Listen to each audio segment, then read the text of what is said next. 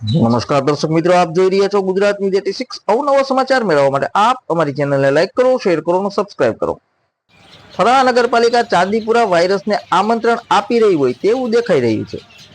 ગુજરાતમાં હાલ ચાંદીપુરા વાયરસનો ઝડપીથી ફેલાઈ રહ્યો છે, ત્યારે હાલ બનાસકાંઠા જિલ્લાના કાંકરેજ તાલુકાના 2 બાળકોને ઝપેટમાં લીધા છે, છતાં થરા નગરપાલિકા ઘોર નિંદ્રામાં સૂતું હોય તેવું દેખાઈ રહ્યું છે।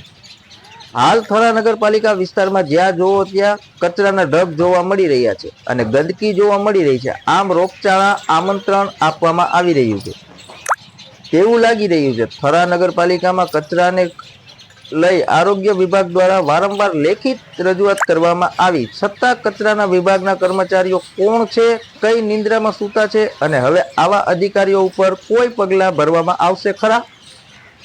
આમ ચાંદીપુરા વાયરસનો ઝડપીથી ફેલાઈ રહ્યો છે, ત્યારે બનાસકાંઠાના નવા સાંસદ ગેનીબેન ઠાકોર સાંસદમાં પણ રજૂઆત કરી હતી કે ઝડપથી આ ચાંદીપુરા વાયરસનો કોઈ નિકાલ કરવામાં આવે અને સરકારને મૌખિક રજૂઆતો પણ કરી હતી, છતાં થરા નગરપાલિકા રોડ રસ્તા પર મોટા કચરાના ઢગ જોવા મળી રહ્યા છે અને થરા નગરપાલિકાના નવીન પ્રમુખ દ્વારા કોઈ પગલાં ભરવામાં આવશે ખરા તે જોવાનું રહ્યું। ધન્યવાદ। અહેવાલ અલ્પેશ ગોસ્વામી, કાંકરેજ।